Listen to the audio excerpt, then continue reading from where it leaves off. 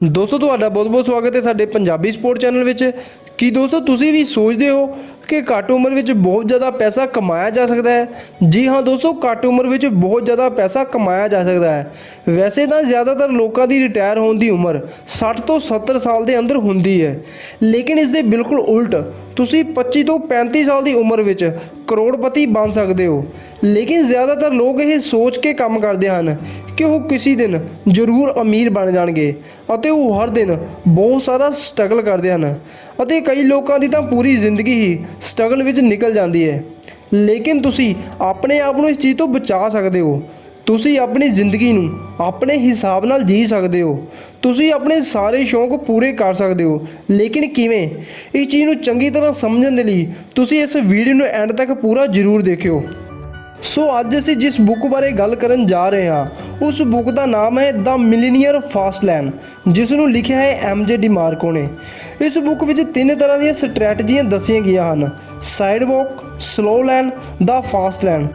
ਤੁਸੀਂ ਇਹਨਾਂ ਦੀਆਂ ਇੰਪੋਰਟੈਂਸ ਅਤੇ ਕਮੀਆਂ ਬਾਰੇ ਜਾਣੋਗੇ। ਸੋ ਤੁਹਾਡਾ ਜ਼ਿਆਦਾ ਸਮਾਂ ਨਾ ਲੈਂਦੇ ਹੋਏ ਅਸੀਂ ਵੀਡੀਓ ਨੂੰ ਕਰਦੇ ਹਾਂ ਸਟਾਰਟ, ਤੇ ਤੁਸੀਂ ਇਸ ਚੈਨਲ ਨੂੰ ਕਰ ਦਿਓ ਸਬਸਕ੍ਰਾਈਬ ਤਾਂ ਕਿ ਲਾਈਫ ਚੇਂਜਿੰਗ ਅਤੇ ਨੌਲੇਜ ਵਾਲੀ ਵੀਡੀਓ ਦੇ ਨੋਟੀਫਿਕੇਸ਼ਨ ਤੁਹਾਡੇ ਤੱਕ ਪਹੁੰਚ ਸਕਣ ਸਭ ਤੋਂ ਪਹਿਲਾਂ। ਦੋਸਤੋ, ਬਹੁਤ ਲੰਬੇ ਸਮੇਂ ਤੋਂ ਅਮੀਰ ਬਣਨ ਦਾ ਇੱਕੋ ਹੀ ਤਰੀਕਾ ਚੱਲਦਾ ਆ ਰਿਹਾ ਹੈ ਕਿ ਖਰਚੇ ਘੱਟ ਕਰੋ, ਚੰਗੀ ਨੌਕਰੀ ਕਰੋ ਅਤੇ ਆਪਣੀ ਸੈਲਰੀ ਵਿੱਚੋਂ ਪੈਸੇ ਬਚਾਓ, ਤਾਂ ਫਿਰ ਤੁਸੀਂ ਇੱਕ ਦਿਨ ਜ਼ਰੂਰ ਅਮੀਰ ਬਣ ਜਾਵੋਗੇ। ਲੇਕਿਨ ਸ਼ਾਇਦ ਤੁਹਾਨੂੰ ਇਹ ਪਤਾ ਨਹੀਂ ਕਿ ਇਸ ਤਰ੍ਹਾਂ ਅਮੀਰ ਬਣਨ ਦੇ ਲਈ ਤੁਹਾਨੂੰ ਕਿੰਨੇ ਸਾਲਾਂ ਦਾ ਸਮਾਂ ਲੱਗ ਸਕਦਾ ਹੈ। ਇਸ ਤਰ੍ਹਾਂ ਅਮੀਰ ਬਣਨ ਦੇ ਲਈ ਤੁਹਾਨੂੰ ਘੱਟੋ ਘੱਟ 15 ਤੋਂ 20 ਸਾਲਾਂ ਦਾ ਸਮਾਂ ਲੱਗ ਸਕਦਾ ਹੈ। ਇਸ ਹਿਸਾਬ ਨਾਲ ਤੁਸੀਂ ਸਾਰੀ ਜ਼ਿੰਦਗੀ ਇੱਕ ਗਧੇ ਦੀ ਤਰ੍ਹਾਂ ਮਿਹਨਤ ਕਰਦੇ ਰਹੋਗੇ, ਤੇ ਉਹ ਵੀ ਇਸ ਲਈ ਕਿ ਜਦੋਂ ਤੁਸੀਂ ਬੁੱਢੇ ਹੋ ਜਾਵੋਗੇ ਤਾਂ ਅਮੀਰ ਬਣ ਸਕੋ। ਲੇਕਿਨ ਦੋਸਤੋ, ਸੋਚਣ ਵਾਲੀ ਗੱਲ ਤਾਂ ਇਹ ਹੈ ਕਿ ਪੂਰੀ ਜਵਾਨੀ ਖਤਮ ਹੋ ਜਾਣ ਤੋਂ ਬਾਅਦ ਤੁਸੀਂ ਬੁਢਾਪੇ ਵਿੱਚ ਇੰਨੇ ਜ਼ਿਆਦਾ ਪੈਸਿਆਂ ਦਾ ਕਰੋਗੇ ਕੀ? ਦੋਸਤੋ, ਇਸ ਤਰ੍ਹਾਂ ਜ਼ਿੰਦਗੀ ਜਿਉਣ ਦੇ ਨਾਲ ਤੁਸੀਂ ਆਪਣੀ ਜਵਾਨੀ ਹੀ ਨਹੀਂ ਬਲਕਿ ਆਪਣਾ ਬੇਸ਼ਕੀਮਤੀ ਟਾਈਮ ਅਤੇ ਆਪਣੀ ਸਿਹਤ, ਫਰੀडम, ਇਹ ਸਭ ਚੀਜ਼ਾਂ ਖਰਾਬ ਕਰ ਲੈਂਦੇ ਹੋ। ਅਤੇ ਹੁਣ ਅੱਗੇ ਗੱਲ ਕਰਦੇ ਹਾਂ ਕਿ ਆਖਿਰ ਅਸਲ ਵਿੱਚ ਲੋਕ ਪੈਸਾ ਇਕੱਠਾ ਕਿਉਂ ਨਹੀਂ ਕਰ ਪਾਉਂਦੇ। The road trip to wealth. ਕਿਉਂਕਿ ਸਾਡੇ ਵਿੱਚੋਂ ਜ਼ਿਆਦਾਤਰ ਲੋਕ ਪੈਸੇ ਨੂੰ ਸਹੀ ਤਰੀਕੇ ਨਾਲ ਸਮਝਦੇ ਹੀ ਨਹੀਂ। ਦੋਸਤੋ, ਪੈਸਾ ਕੋਈ ਇਵੈਂਟ ਨਹੀਂ ਹੈ ਬਲਕਿ ਇਹ ਇੱਕ ਪ੍ਰੋਸੈਸ ਹੈ। ਤੁਹਾਨੂੰ ਅਮੀਰ ਬਣਨ ਦੇ ਲਈ ਇੱਕ ਪ੍ਰੋਸੈਸ ਤੋਂ ਹੋ ਕੇ ਗੁਜ਼ਰਨਾ ਪੈਂਦਾ ਹੈ। ਇਹ ਇੱਕ ਰੋਡ ਟ੍ਰਿਪ ਦੀ ਤਰ੍ਹਾਂ ਹੈ। ਤੁਹਾਨੂੰ ਸਿਰਫ ਆਪਣੀ ਮੰਜ਼ਿਲ ਉੱਪਰ ਫੋਕਸ ਕਰਨ ਦੀ ਬਜਾਏ ਇਸ ਰਾਸਤੇ ਦਾ ਵੀ ਆਨੰਦ ਲੈਣ ਦੀ ਜ਼ਰੂਰਤ ਹੈ। ਤੇ ਦੋਸਤੋ, ਤੁਹਾਡੀ ਮੰਜ਼ਿਲ ਤੁਹਾਡਾ ਇਵੈਂਟ ਹੈ ਅਤੇ ਇਹ ਜਰਨੀ ਉਹ ਪ੍ਰੋਸੈਸ। ਅਤੇ ਹੁਣ ਇਸ ਜਰਨੀ ਤੇ ਜਾਣ ਦੇ ਲਈ ਤੁਹਾਨੂੰ 3 ਇੰਪੋਰਟੈਂਟ ਚੀਜ਼ਾਂ ਦੀ ਜ਼ਰੂਰਤ ਹੈ। ਪਹਿਲੀ ਹੈ ਕਾਰ, ਜੋ ਤੁਸੀਂ ਖੁਦ ਹੋ, ਕਿਉਂਕਿ ਸਿਰਫ ਤੁਸੀਂ ਹੀ ਡਿਸਾਈਡ ਕਰਦੇ ਹੋ ਕਿ ਤੁਸੀਂ ਜਾਣਾ ਕਿੱਥੇ ਹੈ। ਦੂਸਰੀ ਚੀਜ਼ ਹੈ ਕਿ ਤੁਸੀਂ ਆਪਣੀ ਮੰਜ਼ਿਲ ਤੱਕ ਜਾਣ ਦੇ ਲਈ ਕਿਹੜਾ ਰਾਸਤਾ ਚੁਣਦੇ ਹੋ। ਅਤੇ ਤੀਸਰੀ ਚੀਜ਼ ਹੈ ਸਪੀਡ, ਯਾਨੀ ਕਿ ਤੁਸੀਂ ਕਿਸ ਸਪੀਡ ਦੇ ਨਾਲ ਆਪਣੇ ਆਈਡੀਆ ਨੂੰ ਅਪਲਾਈ ਕਰਨਾ ਸ਼ੁਰੂ ਕਰਦੇ ਹੋ। ਇੱਕ ਵਾਰ ਇਸ ਬੁੱਕ ਦੇ ਆਥਰ ਐਮ.ਜੇ. ਡੀਮਾਰਕੋ ਆਪਣੇ ਕੁਝ ਦੋਸਤਾਂ ਨਾਲ ਇੱਕ ਸ਼ਹਿਰ ਤੋਂ ਦੂਸਰੇ ਸ਼ਹਿਰ ਜਾ ਰਹੇ ਸੀ, ਤੇ ਫਿਰ ਰਾਸਤੇ ਵਿੱਚ ਉਹਨਾਂ ਦੀ ਗੱਡੀ ਖਰਾਬ ਹੋ ਗਈ। ਪਰ ਉਹ ਲੋਕ ਆਪਣੀ ਮੰਜ਼ਿਲ ਤੋਂ ਕਾਫੀ ਦੂਰ ਸਨ ਤੇ ਉਹ ਰਾਸਤੇ ਦੇ ਵਿਚਕਾਰ ਹੀ ਫਸ ਗਏ ਸਨ। ਅਤੇ ਇਹ ਸਭ ਕੁਝ ਇਸ ਕਰਕੇ ਹੋਇਆ ਕਿਉਂਕਿ ਉਹਨਾਂ ਨੇ ਕੁਝ ਜ਼ਰੂਰੀ ਗੱਲਾਂ ਵੱਲ ਧਿਆਨ ਨਹੀਂ ਦਿੱਤਾ, ਤੇ ਤੁਰਨ ਤੋਂ ਪਹਿਲਾਂ ਉਹਨਾਂ ਨੂੰ ਇਹਨਾਂ ਜ਼ਰੂਰੀ ਗੱਲਾਂ ਵੱਲ ਧਿਆਨ ਦੇਣਾ ਚਾਹੀਦਾ ਸੀ, ਜਿਵੇਂ ਕਿ ਗੱਡੀ ਦਾ ਪੈਟਰੋਲ ਚੈੱਕ ਕਰਨਾ, ਇੰਜਨ ਚੈੱਕ ਕਰਨਾ ਅਤੇ ਰੋਡ ਮੈਪ। ਇਹ ਜ਼ਰੂਰੀ ਗੱਲਾਂ ਉੱਪਰ ਧਿਆਨ ਦੇਣਾ ਚਾਹੀਦਾ ਸੀ। ਜੇਕਰ ਉਹਨਾਂ ਨੇ ਇਹ ਜ਼ਰੂਰੀ ਗੱਲਾਂ ਵੱਲ ਧਿਆਨ ਦਿੱਤਾ ਹੁੰਦਾ ਤਾਂ ਉਹਨਾਂ ਨੇ ਬਿਨਾਂ ਕਿਸੇ ਪਰੇਸ਼ਾਨੀ ਤੋਂ ਆਪਣੀ ਮੰਜ਼ਿਲ ਤੱਕ ਪਹੁੰਚ ਜਾਣਾ ਸੀ। ਸੋ ਇਸ ਲਈ ਹਮੇਸ਼ਾ ਯਾਦ ਰੱਖੋ ਕਿ ਮੰਜ਼ਿਲ ਤੱਕ ਪਹੁੰਚਣਾ ਤਾਂ ਜ਼ਰੂਰੀ ਹੈ, ਲੇਕਿਨ ਜਲਦੀ ਪਹੁੰਚਣ ਦੇ ਚੱਕਰ ਵਿੱਚ ਜੇਕਰ ਤੁਸੀਂ ਜ਼ਰੂਰੀ ਗੱਲਾਂ ਨੂੰ ਨਜ਼ਰ ਅੰਦਾਜ਼ ਕਰਦੇ ਹੋ ਤੇ ਜਾਂ ਗਲਤ ਰਾਸਤਾ ਚੁਣ ਲੈਂਦੇ ਹੋ ਤਾਂ ਰਾਸਤੇ ਵਿੱਚ ਤੁਹਾਨੂੰ ਬਹੁਤ ਸਾਰੀਆਂ ਮੁਸ਼ਕਲਾਂ ਦਾ ਸਾਹਮਣਾ ਕਰਨਾ ਪੈ ਸਕਦਾ ਹੈ। ਸੋ ਜੇਕਰ ਤੁਸੀਂ ਰਾਸਤੇ ਉੱਪਰ ਧਿਆਨ ਦਿੰਦੇ ਹੋ ਤਾਂ ਤੁਸੀਂ ਸਹੀ ਸਮੇਂ ਤੇ ਆਪਣੀ ਮੰਜ਼ਿਲ ਤੱਕ ਪਹੁੰਚ ਸਕਦੇ ਹੋ। ਦੋਸਤੋ, ਇਸ ਬੁੱਕ ਦੇ ਆਥਰ ਦੁਆਰਾ ਫਾਈਨੈਂਸ਼ੀਅਲ ਸਕਸੈਸ ਪਾਉਣ ਦੇ 3 ਤਰੀਕਿਆਂ ਨੂੰ ਚੰਗੀ ਤਰ੍ਹਾਂ ਸਮਝ ਲੈਂਦੇ ਹਾਂ। ਤੇ ਪਹਿਲੇ ਨੰਬਰ ਤੇ ਆਉਂਦਾ ਹੈ ਸਾਈਡ ਵਾਕ, ਤੇ ਦੂਸਰੇ ਨੰਬਰ ਤੇ ਆਉਂਦਾ ਹੈ ਸਲੋ ਲੇਨ, ਤੇ ਤੀਸਰੇ ਤੇ ਆਉਂਦਾ ਹੈ ਦ ਫਾਸਟ ਲੇਨ। ਇਹਨਾਂ ਰਾਸਤਿਆਂ ਦੇ ਭਰੋਸੇ ਹੀ ਅਸੀਂ ਆਪਣਾ ਕੈਰੀਅਰ ਅਤੇ ਪੈਸੇ ਨਾਲ ਜੁੜੇ ਵੱਡੇ ਫੈਸਲੇ ਕਰਦੇ ਹਾਂ। ਪਹਿਲਾ ਰਸਤਾ ਹੈ ਸਾਈਡ ਵਾਕ, ਜੋ ਤੁਹਾਨੂੰ ਪੈਸੇ ਦੀ ਤੰਗੀ ਅਤੇ ਗਰੀਬੀ ਵੱਲ ਲੈ ਜਾਂਦਾ ਹੈ। ਇਸ ਰਸਤੇ ਤੇ ਚੱਲਣ ਵਾਲੇ ਲੋਕ ਆਪਣੀ ਜ਼ਿੰਦਗੀ ਵਿੱਚ ਕੋਈ ਵੀ ਫਾਈਨੈਂਸ਼ੀਅਲ ਪਲੈਨਿੰਗ ਨਹੀਂ ਕਰਦੇ ਤੇ ਇਹਨਾਂ ਦੀ ਜ਼ਿੰਦਗੀ ਵਿੱਚ ਜਦੋਂ ਵੀ ਕੋਈ ਐਮਰਜੈਂਸੀ ਆ ਜਾਂਦੀ ਹੈ, ਜਿਵੇਂ ਕਿ ਕੋਈ ਬਿਮਾਰੀ ਆ ਜਾਣਾ, ਕੋਈ ਐਕਸੀਡੈਂਟ ਹੋ ਜਾਣਾ ਜਾਂ ਬਹੁਤ ਜ਼ਿਆਦਾ ਪੈਸੇ ਦੀ ਅਚਾਨਕ ਜ਼ਰੂਰਤ ਪੈ ਜਾਣਾ, ਉਸ ਸਮੇਂ ਇਹਨਾਂ ਕੋਲ ਬਿਲਕੁਲ ਵੀ ਪੈਸੇ ਨਹੀਂ ਹੁੰਦੇ। ਫਿਰ ਇਹ ਦੂਸਰਿਆਂ ਕੋਲੋਂ ਪੈਸੇ ਉਧਾਰ ਲੈਂਦੇ ਹਨ ਜਾਂ ਬੈਂਕ ਤੋਂ ਲੋਨ ਲੈਂਦੇ ਹਨ ਤੇ ਆਪਣੇ ਆਪ ਨੂੰ ਹੋਰ ਵੀ ਮੁਸ਼ਕਿਲ ਵਿੱਚ ਪਾ ਲੈਂਦੇ ਹਨ। ਇਹਨਾਂ ਕੋਲ ਕੋਈ ਵੀ ਸੇਵਿੰਗ ਨਹੀਂ ਹੁੰਦੀ। ਲੇਕਿਨ ਕੁਝ ਸਾਈਡ ਵਰਕਰ ਅਜਿਹੇ ਹੁੰਦੇ ਹਨ ਜੋ ਦੇਖਣ ਨੂੰ ਤਾਂ ਬਹੁਤ ਅਮੀਰ ਲੱਗਦੇ ਹਨ। ਉਹ ਕੋਈ ਸੈਲੀਬ੍ਰਿਟੀ ਜਾਂ ਆਮ ਇਨਸਾਨ ਵੀ ਹੋ ਸਕਦਾ ਹੈ, ਜਿਵੇਂ ਕਿ ਉਹਨਾਂ ਕੋਲ ਤੁਹਾਨੂੰ ਬਹੁਤ ਸਾਰੀਆਂ ਸ਼ੋਅ ਆਫ ਕਰਨ ਵਾਲੀਆਂ ਚੀਜ਼ਾਂ ਦੇਖਣ ਨੂੰ ਆਮ ਹੀ ਮਿਲ ਜਾਣਗੀਆਂ। ਤੇ ਫਿਰ ਕੁਝ ਸਮੇਂ ਬਾਅਦ ਪਤਾ ਚੱਲਦਾ ਹੈ ਕਿ ਉਹਨਾਂ ਦੇ ਸਿਰ ਉੱਪਰ ਬਹੁਤ ਕਰਜ਼ਾ ਹੈ ਤੇ ਉਹਨਾਂ ਨਾਲ ਇਹ ਸਭ ਕੁਝ ਇਸ ਕਰਕੇ ਹੁੰਦਾ ਹੈ ਕਿਉਂਕਿ ਉਹ ਅਸਲ ਵਿੱਚ ਅਮੀਰ ਹੈ ਹੀ ਨਹੀਂ ਸਨ। ਉਹ ਸਾਈਡ ਵਰਕਰ ਹੀ ਸਨ ਸ਼ੁਰੂ ਤੋਂ। ਉਹਨਾਂ ਦਾ ਮਾਈਂਡ ਸੈਟ ਹੀ ਕੁਝ ਅਜਿਹਾ ਹੁੰਦਾ ਹੈ, ਤੁਸੀਂ ਚਾਹੇ ਉਹਨਾਂ ਨੂੰ ਜਿੰਨੇ ਮਰਜ਼ੀ ਪੈਸੇ ਦੇ ਦੇਵੋ, ਉਹ ਗਰੀਬ ਦੇ ਗਰੀਬ ਹੀ ਰਹਿਣਗੇ। ਜੇਕਰ ਕੋਈ ਜ਼ਿਆਦਾ ਪੈਸੇ ਕਮਾ ਲੈਂਦਾ ਹੈ ਤਾਂ ਇਸ ਦਾ ਇਹ ਮਤਲਬ ਨਹੀਂ ਕਿ ਉਹਨਾਂ ਨੂੰ ਪੈਸੇ ਨੂੰ ਮੈਨੇਜ ਕਰਨਾ ਆ ਗਿਆ। ਤੇ ਦੂਸਰਾ ਰਾਸਤਾ ਹੈ ਸਲੋ ਲੈਣ, ਤੇ ਜ਼ਿਆਦਾਤਰ ਮਿਡਲ ਕਲਾਸ ਲੋਕ ਤੁਹਾਨੂੰ ਇਸੇ ਰਾਸਤੇ ਤੇ ਹੀ ਮਿਲਣਗੇ। ਇਹ ਲੋਕ ਜ਼ਿਆਦਾਤਰ ਪੈਸੇ ਬਚਾਉਣ ਦੇ ਚੱਕਰ ਵਿੱਚ ਹੀ ਰਹਿੰਦੇ ਹਨ, ਜੋ ਕਿ ਘੱਟ ਰੇਟਾਂ ਤੇ ਚੀਜ਼ਾਂ ਖਰੀਦਣਾ ਚਾਹੁੰਦੇ ਹਨ। ਤੇ ਇਹ ਲੋਕ ਇਹ ਸੋਚਦੇ ਹਨ ਕਿ ਉਹ ਇਸ ਤਰ੍ਹਾਂ ਪੈਸੇ ਸੇਵ ਕਰਕੇ ਇੱਕ ਦਿਨ ਜ਼ਰੂਰ ਅਮੀਰ ਬਣ ਜਾਣਗੇ ਤੇ ਉਹਨਾਂ ਪੈਸਿਆਂ ਨੂੰ ਇੰਜੋਏ ਕਰਨਗੇ।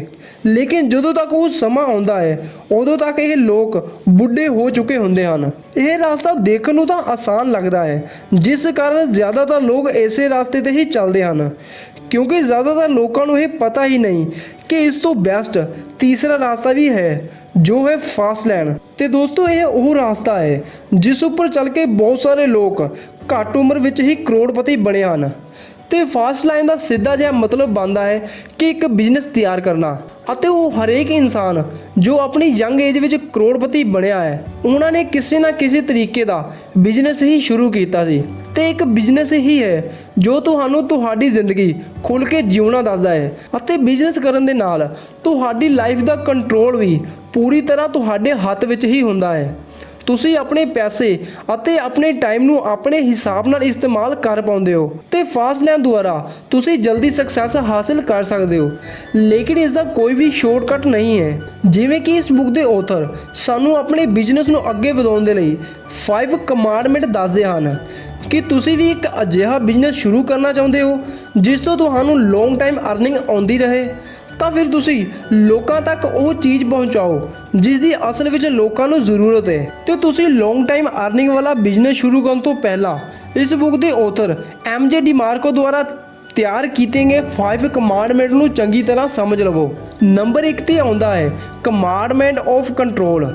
ਤੁਹਾਡਾ ਆਪਣੇ ਕੰਮ ਦੇ ਸਿਸਟਮ ਤੇ ਪ੍ਰੋਡਕਟ ਅਤੇ ਉਸ ਦੇ ਪ੍ਰਾਈਸ ਤੇ ਪੂਰੀ ਤਰ੍ਹਾਂ ਕੰਟਰੋਲ ਹੋਣਾ ਚਾਹੀਦਾ ਹੈ। ਜੇਕਰ ਤੁਹਾਡਾ ਇਹਨਾਂ ਚੀਜ਼ਾਂ ਉੱਪਰ ਕੰਟਰੋਲ ਨਹੀਂ ਹੈ ਤਾਂ ਇਹ ਤੁਹਾਡੇ ਬਿਜ਼ਨਸ ਦੇ ਲਈ ਸਹੀ ਨਹੀਂ ਹੈ, ਜਿਸ ਕਾਰਨ ਤੁਹਾਨੂੰ ਅੱਗੇ ਜਾ ਕੇ ਬਹੁਤ ਸਾਰੀਆਂ ਮੁਸ਼ਕਲਾਂ ਦਾ ਸਾਹਮਣਾ ਕਰਨਾ ਪੈ ਸਕਦਾ ਹੈ। ਨੰਬਰ 2 ਤੇ ਆਉਂਦਾ ਹੈ ਦਾ ਕਮਾਂਡਮੈਂਟ ਆਫ ਐਂਟਰੀ।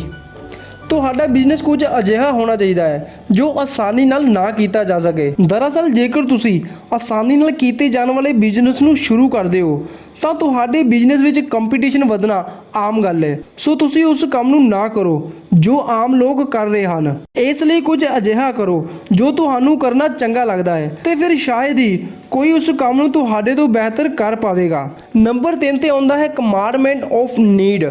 ਤੇ ਹਮੇਸ਼ਾ ਮਾਰਕੀਟ ਵਿੱਚ ਅਜਿਹੇ ਬਿਜ਼ਨਸ ਹੀ ਚੱਲਦੇ ਹਨ ਜੋ ਅਸਲ ਵਿੱਚ ਕਿਸੇ ਚੀਜ਼ ਦੀ ਕਮੀ ਨੂੰ ਪੂਰਾ ਕਰਦੇ ਹਨ, ਕਿਉਂਕਿ ਲੋਕ ਕਦੇ ਵੀ ਉਹਨਾਂ ਚੀਜ਼ਾਂ ਤੇ ਪੈਸੇ ਖਰਚ ਨਹੀਂ ਕਰਦੇ ਜੋ ਤੁਹਾਡੇ ਲਈ ਅਤੇ ਤੁਹਾਡੇ ਬਿਜ਼ਨਸ ਲਈ ਚੰਗੀਆਂ ਹਨ। ਲੇਕਿਨ ਲੋਕ ਉਹਨਾਂ ਚੀਜ਼ਾਂ ਦੇ ਲਈ ਖੁੱਲ੍ਹ ਕੇ ਪੈਸਾ ਖਰਚ ਕਰਦੇ ਹਨ ਜੋ ਚੀਜ਼ ਜ਼ਿਆਦਾ ਤੋਂ ਜ਼ਿਆਦਾ ਉਹਨਾਂ ਦੇ ਕੰਮ ਆਉਂਦੀਆਂ ਹਨ। ਸੋ ਤੁਹਾਡੇ ਬਿਜ਼ਨਸ ਦੀ ਗਰੋਥ ਉਦੋਂ ਹੀ ਹੁੰਦੀ ਹੈ ਜਦੋਂ ਤੁਸੀਂ ਲੋਕਾਂ ਨੂੰ ਵੱਧ ਤੋਂ ਵੱਧ ਵੈਲਿਊ ਪ੍ਰੋਵਾਈਡ ਕਰਾਉਂਦੇ ਹੋ। ਲੇਕਿਨ ਜੇ ਤੁਸੀਂ ਇਸ ਤਰ੍ਹਾਂ ਨਹੀਂ ਕਰ ਸਕਦੇ ਤਾਂ ਤੁਹਾਡਾ ਬਿਜ਼ਨਸ ਕਿਸੇ ਕੰਮ ਦਾ ਨਹੀਂ। ਨੰਬਰ 4 ਤੇ ਆਉਂਦਾ ਹੈ ਦਾ ਕਮਾਂਡਮੈਂਟ ਆਫ ਟਾਈਮ। ਦੋਸਤੋ, ਜ਼ਿਆਦਾਤਰ ਲੋਕਾਂ ਦੀ ਇਨਕਮ ਉਹਨਾਂ ਦੇ ਟਾਈਮ ਤੇ ਹੀ ਡਿਪੈਂਡ ਹੁੰਦੀ ਹੈ। ਉਹ ਜਿੰਨਾ ਜ਼ਿਆਦਾ ਕੰਮ ਕਰਨਗੇ ਉਹਨਾਂ ਨੂੰ ਓਨੇ ਹੀ ਜ਼ਿਆਦਾ ਪੈਸੇ ਮਿਲਣਗੇ।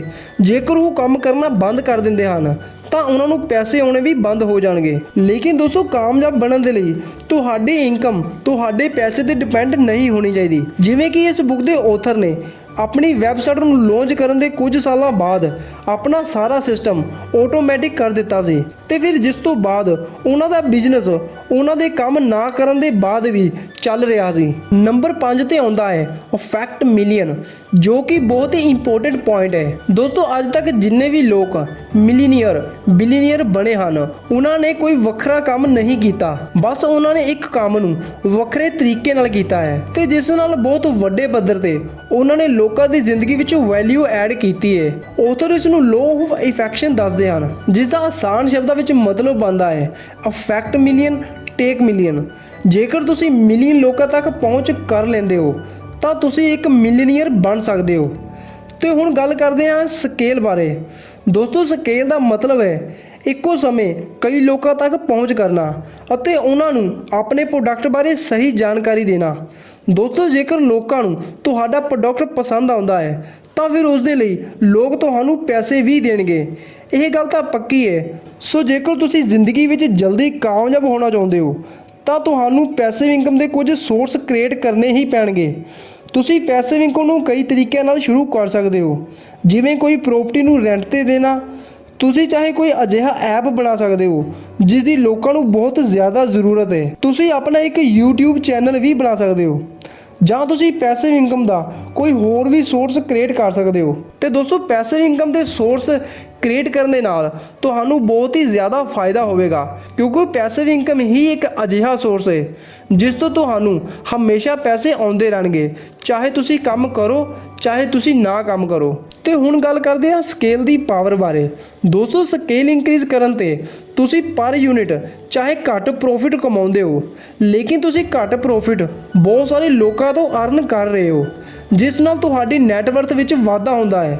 ਸੋ ਜੇਕਰ ਤੁਸੀਂ ਲੋਕਾਂ ਨੂੰ ਵੱਧ ਤੋਂ ਵੱਧ ਵੈਲਿਊ ਦੇਵੋਗੇ ਤਾਂ ਲੋਕ ਤੁਹਾਨੂੰ ਵੱਧ ਤੋਂ ਵੱਧ ਪੈਸੇ ਦੇਣਗੇ, ਜਿਸ ਨਾਲ ਤੁਸੀਂ ਯੰਗ ਉਮਰ ਵਿੱਚ ਹੀ ਕਰੋੜਪਤੀ ਬਣ ਸਕਦੇ ਹੋ। ਸੋ ਦੋਸਤੋ ਹੁਣ ਸਾਡੀ ਵੀਡੀਓ ਖਤਮ ਹੁੰਦੀ ਹੈ। ਤੁਹਾਨੂੰ ਵੀਡੀਓ ਕਿੱਦਾਂ ਦੀ ਲੱਗੀ ਸਾਨੂੰ ਕਮੈਂਟ ਬਾਕਸ ਵਿੱਚ ਕਮੈਂਟ ਕਰਕੇ ਜਰੂਰ ਦੱਸਿਓ। ਸੋ ਹਰ ਰੋਜ਼ ਮੋਟੀਵੇਸ਼ਨ ਦੀ ਚੁਟਕੀ ਲੈਣ ਲਈ ਅਤੇ ਅਮੇਜ਼ਿੰਗ ਫੈਕਟ ਦੇਖਣ ਲਈ ਸਾਡੇ ਪੰਜਾਬੀ ਸਪੋਰਟ ਚੈਨਲ ਨੂੰ ਜਰੂਰ ਸਬਸਕ੍ਰਾਈਬ ਕਰ ਲਿਓ। ਸੋ ਦੋਸਤੋ ਸਾਨੂੰ ਆਪਣਾ ਕੀਮਤੀ ਸਮਾਂ ਦੇਣ ਲਈ ਤੁਹਾਡਾ ਬਹੁਤ ਬਹੁਤ ਧੰਨਵਾਦ।